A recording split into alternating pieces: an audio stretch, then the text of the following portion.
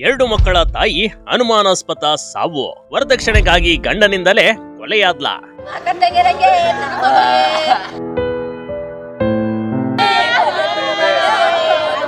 ಈಚೆ ಕರ್ಸ್ಬಿಟ್ಟು ಗ್ವಾಡ್ದೆ ಬಾಯಿಗೆ ಹಾಕವ್ರೆ. ಊರ ಬಾವಿಯಲ್ಲಿ ಮಹಿಳೆಯ ಶವ ಕಂಡು ಬಂದಿದೆ. ಮನೆಯವರ ಆಕ್ರಂದನ ಮುಗಿಲು ಮುಟ್ಟಿದೆ ಕಣ್ರಿ.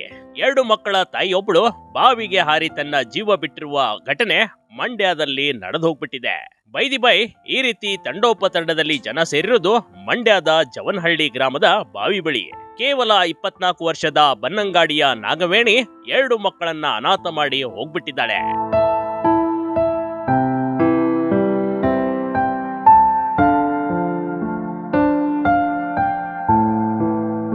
ಸದ್ಯ ಈಕೆಯ ಸಾವಿನ ಬಗ್ಗೆ ಪೋಷಕರು ಗಂಡನ ಕಿರುಕುಳದಿಂದಲೇ ಮಗಳ ಸಾವಾಗಿದೆ ಅಂತಿದ್ದಾರೆ. ಇದು ಆತ್ಮಹತ್ಯೆ ಅಲ್ಲ, ಕೊಲೆ. ಗಂಡನ ಮನೆಯವರು ಕೊಲೆ ಮಾಡಿ ಬಾವಿಗೆ ಎಸೆದು ಹೋಗಿದ್ದಾರೆಂದು ನಾಗವೇಣಿ ತಾಯಿ ನೇರ ಆರೋಪ ಮಾಡ್ತಿದ್ದಾರೆ.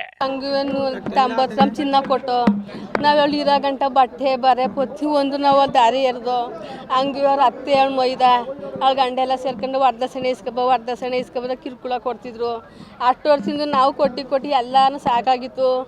ಇವಾಗ ತಾಲಿನೂ ಸುಧಾ ಕಿತ್ಕೊಬಿಟ್ಟಿದೆ. ನನ್ನ ಮಗಳು ತಾಲಿ ಕೊಡ್ಲಾಕಂಡು ಅಂದ್ರು ಎಲ್ಲ ಗ್ರಾಮ ಸೇಳ್ ಮೇಲೆ ಬಂದು ತಾಲಿ ಹಾಕಿದ್ರು. ತಾಲಿ ಹಾಕಿದ್ಮೇಲೆ ತಿರ್ಗಾ ನಾಚೋತು ಒಂದು ಹೊತ್ತೆ ಸೇರ್ಕೊಂಡು ರುದ್ರೇಶ್ ನೆಡ್ತಿ ನಮ್ಗೆ ಬೀಕ್ತಿ ನಾವು ಚಂದ ಮೈದ ನಾನು ಹೊಳಿ ಮೇಲೆ ಸೇರ್ಕೊಂಡು ಹೊಡೆದ್ಬಿಟ್ಟು ಚಿತ್ರಹಿಂಸೆ ಕೊಟ್ಟು ಅವ್ರ ಊರಾಗ ಕೊಳಕ ಹಾಕ್ಬಿಟ್ಟು ಅವ್ಳ ಮದುವೆ ತವಿಂದ ನಾವು ಪೊತ್ತಿ ಒಂದುವೆ ಸೀಟು ತವಿಂದ್ವೆ ಖಾರ ಪುಡಿ ತವಿಂದು ಪೊತ್ತಿ ಒಂದು ತಗೊಂಡೋಗಿ ನಾವು ಕೊಡೋವು ಸಹ. ಅವ್ನಿಗೆ ಏನು ತಂದು ಕೊಡ್ತಿಲ್ಲ, ಏನಾರ ಕೇಳೋಣ ತಂದು ಕೊಡಿಕ್ಲ. ನನ್ನ ಮಗಳು ಅಷ್ಟು ಬರ್ಗೇಟಿ ಅಷ್ಟೊಂದು ಕಷ್ಟ ಕೊಟ್ಟ ಸಹ ನಾವು ಇರೋ ಗಂಟ ಮಾಡ್ತೀವಿ ಕಣಂತ ಮಾಡಿದ್ರೆ ಹೆಂಗೋ ವನವಾಸ ಹತ್ತಿದ್ಲು. ಆ ವನವಾಸ ಹತ್ರ ಬಿಡ್ದೇನೆ ಒಂದು ಹೊತ್ತೇಲಿ ಕರ್ಕೊಂಡೋಗಿ ಕೊಲೆ ಮಾಡವನೆ.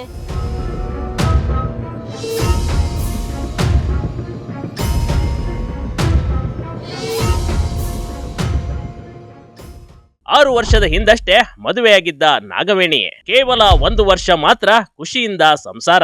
ಮೃತ ನಾಗವೇಣಿಗೆ ಕಳೆದ 6 ವರ್ಷಗಳ ಹಿಂದೆ ಬ್ಯಾಟೆಂಗೆ ಗೌಡನ ಜೊತೆ ಅದ್ದೂರಿಯಾಗಿ ವಿವಾಹ ಮಾಡಿಕೊಳ್ಳಲಾಗಿತ್ತು. ವಿವಾಹದಲ್ಲಿ 80 ಗ್ರಾಂ ಚಿನ್ನ, 60,000 ಹಣ ವರದಕ್ಷಿಣೆ ನೀಡಲಾಗಿತ್ತು ಕಣ್ರಿ. ಈ ದಂಪತಿಗಳಿಗೆ 2 ಮುದ್ದಾದ ಪುಟಾಣಿಗಳಿವೆ, ಒಂದು ಗಂಡು ಇನ್ನೊಂದು ಹೆಣ್ಣು. ಆದರೆ ತನ್ನ 24ರ ಚಿಕ್ಕ ವಯಸ್ಸಿನಲ್ಲೇ ನಾಗವೇಣಿ ಬಾರದ ಲೋಕಕ್ಕೆ ಪ್ರಯಾಣ ಬೆಳೆಸ್ಬಿಟ್ಟಿದ್ದಾಳೆ ನೋಡಿ.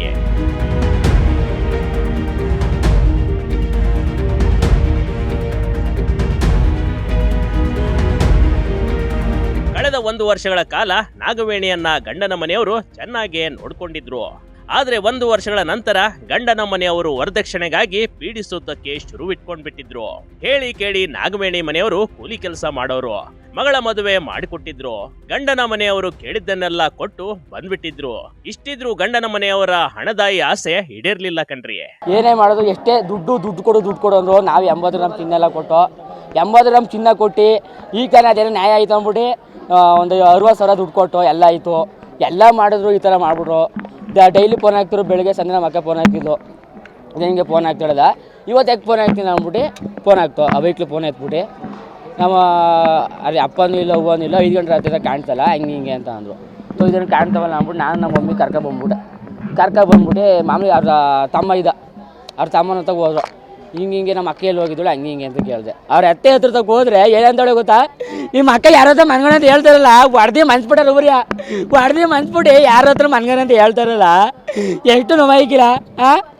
ಆಮೇಲೆ ಎಲ್ಲ ಆಯಿತು, ನಮ್ಮ ಅವರೆಲ್ಲ ಬಂದರು. ಸರಿ ಅಂದ್ಬಿಟ್ಟು ನಾವು ಹೊಲ್ತಾಗಿದ್ದಾಗೆಲ್ಲ ಹೋದೋ. ಎಲ್ಲೂ ಹೋಗಿರೋ ಚಪ್ಪಲಿ ಎಲ್ಲ ಅಲ್ಲೇ ಬಿದ್ದಿವೆ.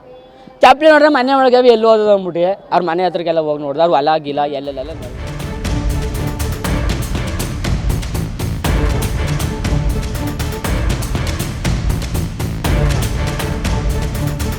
ಹೌದು, ಬ್ಯಾಟಗೇಗೌಡ ನಾಗವೇಣಿಯನ್ನ ಇಷ್ಟಪಟ್ಟೆ ಮದುವೆಯಾಗಿದ್ದ.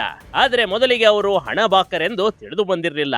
ಹಣ ಇಲ್ಲ ಅಂದ್ರು ಆಸ್ತಿ ಮಾರು ಮನೆ ಮಾರು ಅಂತ ಹೇಳ್ತಾ ಇದ್ರಂತೆ. ಕಳೆದ 6 ತಿಂಗಳ ಹಿಂದಷ್ಟೇ ಮತ್ತೆ 30,000 ರೂಪಾಯಿಯನ್ನ ನಾಗವೇಣಿ ತವರು ಮನೆಯವರು ಕೊಟ್ಟು ಬಂದಿದ್ರು. ಆದ್ರೆ ಪದೇ ಹಣ ತೆಗೆದುಕೊಂಡು ಬರುವಂತೆ ಕಿರುಕುಳ ನೀಡುತ್ತಲೇ ಇದ್ದ ಅಂತ ನಾಗವೇಣಿ ಸಹೋದರ ಕಣ್ಣೀರಿಡೋದು ಹೀಗೆ ಕಣ್ರಿ. ಸರಿ ಅಂದ್ಬಿಟ್ಟು ಅವ್ರ ಮನೆ ಮುಂದಿಗೆ ಬಂದಂಗೆ ರೋಡ್ ಇತ್ತಲ್ಲ, ಹಿಂಗೆ ಹೋಯ್ತಾ ಅವ್ರ ಊರು ಒಂದು 2 ನ್ಯಾಯಸ ಕರ್ಕೋಗಿದ್ದು ನೋಡೋದು ಅಂದ್ಬಿಟ್ಟು ಅವರೆಲ್ಲ ಬಂದ್ಬಿಟ್ಟು ಹಿಂಗೆ ರೋಡ್ ನೋಡ್ತಾ ಇರುವಾಗ ಇಲ್ಲೊಂದು ಕೊಳ ಅದೇ ನೋಡೋದಿರಿ ಒಂದಪ್ಪ ಅಲ್ಲೇ ಇರ್ಬೋದಾ ಅಂತ ಅವರು ಹೇಳಿದ್ರು ನ್ಯಾಯಸ್ಥರು. ಸರಿ ಅಂದ್ಬಿಟ್ಟು ಹೋಗಿ ನೋಡಿದ್ರೆ ನಾವು ಹೋಗಿ ನೋಡಿದ್ರೆ ಅವ್ರು ಹೋಗಿ ನೋಡಿದ್ರು. ಇಲ್ಲಿ ಐತೆ ಸಭಾ ಅಂತ ಅಂದ್ಬಿಟ್ರು. ಹೊಡ್ದು ಮನ್ಸ್ಬಿಟ್ಟವ್ರೆ. ಮನೆ ಒಳಗಲ್ಲ ಮನೆಯಿಂದ ಈಚೆ ಕರ್ಸಿರೋದು, ಮನೆಯಿಂದ ಈಚೆ ಕರ್ಸ್ಬಿಟ್ಟು ಬರ್ತೀವಿ ಏನೋ ಒಂದು ಹೇಳಿ ಕರ್ಸ್ಬಿಟ್ಟು ಹೊಡೆದು ಹಾಕ್ಬಿಟ್ಟು ಕೊಳೆ ತಗೋ ಹಾಕ್ಬಿಟ್ಟವ್ರೆ. ಅವ್ರ ಅಕ್ಕ ಬಂದವಳೆ, ಈಗ ಅವ್ರ ಅತ್ತೆ ಎಲ್ಲ ನಮ್ಮ ಅಕ್ಕರ ಅತ್ತೆ ಬಂದವಳೆ, ಅತ್ತೆ ಅಲ್ವಾ ಅವ್ರ ಅಕ್ಕ ಬಂದವಳೆ, ಸಾಬೆ ನೋಡೋಕ್ಕೆ ಬಂದಿಲ್ಲ ಅವಳು ಮತ್ತು ರುದ್ರೇಶ ಅಂತ ಅವನೇ, ಅವಳು ಹೆಂಡ್ತಿ ಮಡಿಕಂದು ಅವಳು ಚಾಡಿ ಚುಚ್ಚಿ ನಾನು ಅವನೇ ಅವಳ ಸಹಿಸ್ಬಿಡು, ನಾನು ಜೊತೆ ಇರೋ ನೀನು, ನಾನು ಎಲ್ಲ ಕೊಡ್ತೀನಿ, ಅವಳೇನು ಕೊಟ್ಟವಳು, ಅವಳ ಸ್ವಲ್ಪ ಮಕ್ಕಳು ಸ್ವಲ್ಪ ಪೆದ್ದ ಮುಸುರು ಗೊತ್ತಾಯ್ಕಿಲ್ಲ ಅಂದ್ಬಿಟ್ಟು ನಾನು ಅವ್ನು ಎಲ್ಲ ಥರ ನಾನು ಮಾಡ್ತೀನಿ ಅಂತ ಹೇಳ್ಕೊಟ್ಬಿಟ್ಟು ರುದ್ರೇಶ ಅವ್ರ ಹೆಂಡ್ತಿ, ರುದ್ರೇಶ ಕುಂಬ ಕೊಡೋದು ಮಾಡ್ಲಾ, ಇವನಿಗೆ ಭಯ, ರುದ್ರೇಶ ಕುಂಬ ಕೊಡೋದು ಮಾಡ್ಲಾ, ನಾನು ಅವನೇ ಯಾವೊಂದು ಬರಲಿ ಏನು ಕಿತ್ಕೊಂಡ ಮಾಡ್ಲಾ.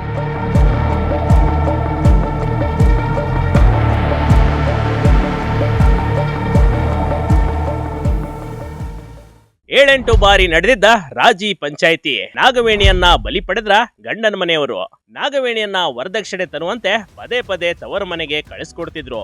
ಜಗಳ ಮಾಡಿಕೊಂಡು ನಾಗವೇಣಿ ಬಂದಾಗ ಊರಿನ ಜನರು ಸೇರಿ ಗಂಡನಿಗೆ ಬುದ್ಧಿವಾದ ಹೇಳಿ ಬರ್ತಿದ್ರಂತೆ. ಈ ರೀತಿ ಕಳೆದ 7-8 ಬಾರಿ ಇದೇ ರೀತಿ ನಡೆದೇ ಇತ್ತಂತೆ.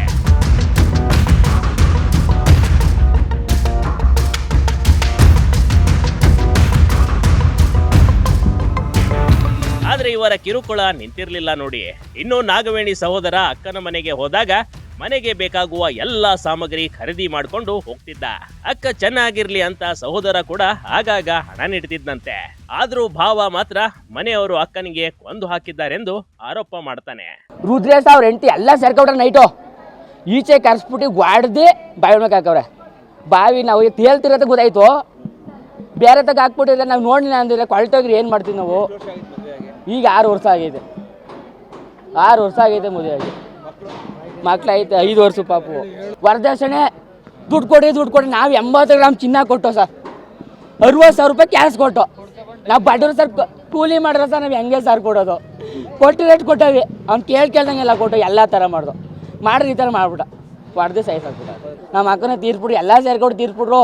ಸಾಬಾನ್ ಒಳಗೆ ಯಾರು ಬಂದಿಲ್ಲ ನೋಡ್ಕೊಳ್ಳಿ, ಯಾಕೇಳು ಸಿಗಾಕೋಗ್ಬಿಟ್ರೆ ಇದೇ ಐತದಲ್ಲ, ಕ್ಯಾಶ್ ಐತದಲ್ಲ ಅಂದ್ಬಿಟ್ಟು ಉಂಟೋಗ್ರೆ. ನೀವೆಲ್ಲ ಹುಡುಕ್ಬೇಕು, ಯಾರು ಕರಿಬೇಕು, ಅವ್ರಿಗೆ ಎಂಥ ಶಿಕ್ಷೆ ಕೊಡ್ಬೇಕು ಅಂದರೆ ಇನ್ಯಾರು ಹೆಣ್ಣಿಗೂ ಆಗ್ಬಾರ್ದು. ಈ ಥರ ತಾನು ಹೇಳ್ತೇನೆ ಗೊತ್ತಾ, ನಮ್ಮ ಅಕ್ಕಂಗೆ ಆಗಿರೋದ ಇನ್ಯಾವ ಹೆಣ್ಣಿಗೂ ಆಗ್ಬಾರ್ದು. ಯಾಕೆ ಅಂದರೆ ಹೆಣ್ಣು ಎತ್ತಿರೋ ಕಷ್ಟ ನಮ್ಗೆ ಗೊತ್ತು, ಎಷ್ಟು ಕಷ್ಟಪಟ್ಟು ಸಾಕೊಳ್ಳೋ ನಮ್ಮ ಮಮ್ಮಿಯಿಂದ ನನಗೆ ಗೊತ್ತು. ಯಾವ ದೇವರು ಈ ದೇವ್ರು ಎಲ್ಲ ದೇವ್ರು ಮಾಡಿ ಏನು ಮಾಡಿದ್ರು ಏನು ಪ್ರಯೋಜನ, ನಮ್ಮ ಅಕ್ಕನೇ ಉಂಟೋದಲ್ಲ. ಹಾಂ,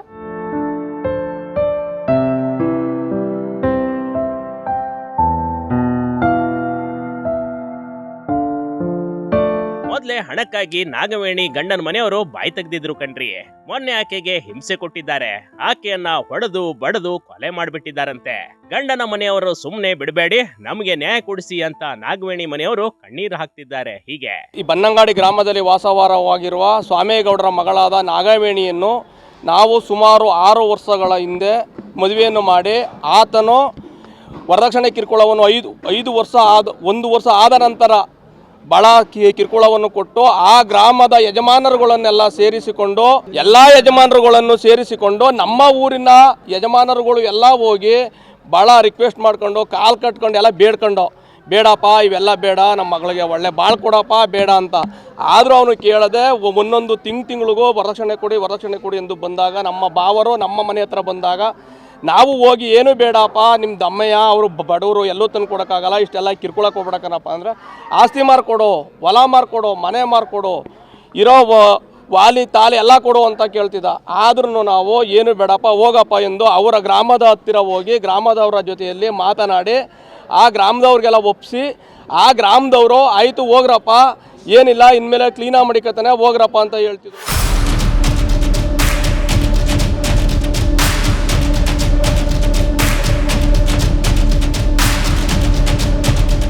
ಸದ್ಯ ನಾಗವೇಣಿಗೆ ಮಾನಸಿಕ ಮತ್ತು ದೈಹಿಕ ಹಿಂಸೆ ನೀಡಿದ ನಾಗವೇಣಿ ಅತ್ತೆ ಹಾಗೂ ಗಂಡ ಸೇರಿದಂತೆ ಗಂಡನ ಮನೆಯವರೆಲ್ಲ ನಾಪತ್ತೆಯಾಗಿದ್ದಾರೆ. ಮಂಡ್ಯದ ಶಿವಳ್ಳಿಯಲ್ಲಿ ಗಂಡನ ಮನೆಯವರು ವಿರುದ್ಧ ದೂರು ದಾಖಲಾಗಿದೆ. ಪೊಲೀಸರು ಆರೋಪಿಗಳ ಹುಡುಕಾಟ ನಡೆಸುತ್ತಿದ್ದಾರೆ.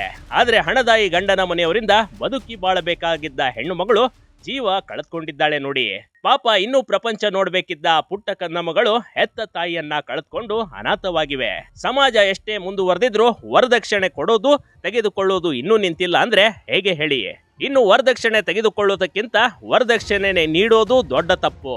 ನಮ್ಮ ಜನಕ್ಕೆ ಎಷ್ಟೇ ಜಾಗೃತಿ ಮೂಡಿಸಿದ್ರು ಯಾವಾಗ ಬುದ್ಧಿ ಬರುತ್ತೋ ಆ ದೇವ್ರೇ ಬಲ್ಲ ಕಣ್ರಿ. Big TV Karnataka, Mandya. ನಮ್ಮ ಅಕ್ಕಂಗೆ ಆಗಿರೋದ ಇನ್ಯಾವ ಹೆಣ್ಗೂ ಆಗ್ಬಾರ್ದು.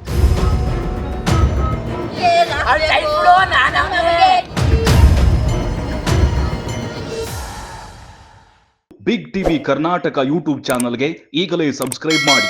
ಧನ್ಯವಾದಗಳು.